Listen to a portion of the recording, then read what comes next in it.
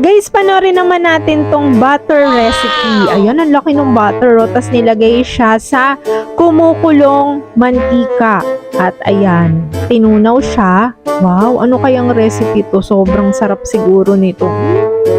Ayan na, pero grabe, ang laki ng butter, oh. Ayan, natunaw na siya. And then, sinasala. Paano kaya sasalain yun?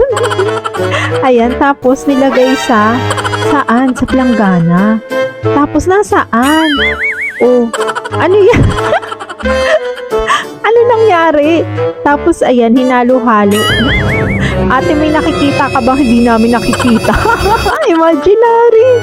Hala, gino-good time yata tayo nito ni ate. Oh, tapos may isasalin siya.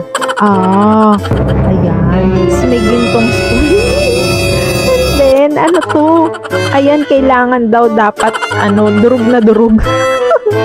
Ano na nangyari, ate? Labas mo na.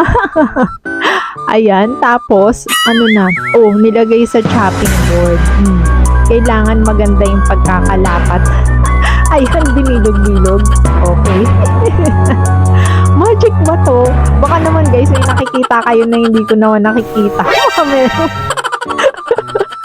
Ano na yan? Ano na nangyari sa recipe natin? Grabe naman to. Tapos nilagay siya sa steamer. Okay. Tapos nilagyan ng milk. Milk. Tapos sugar yan. Sigurado. Tapos vanilla. Vanilla yung ilalagay. Hulaan na lang daw natin. Ano to? Joke time ba to? Ba't ganun? Hala. Tapos may egg siguro. Ayan o. Tapos, nilagay na naman sa chopping board, hiniwa. Maingat pa yung pagkakahiwa. Ingatan mo ate yung kamay mo. Tapos, Ay, may binabalatan. Ano yung binabalatan ni ate? Ay, careful ka ate, baka mabalatan yung palad mo. Ano ba to? Tapos, ayun, dahan-dahan. Ano yung mangga ba yung binabalatan?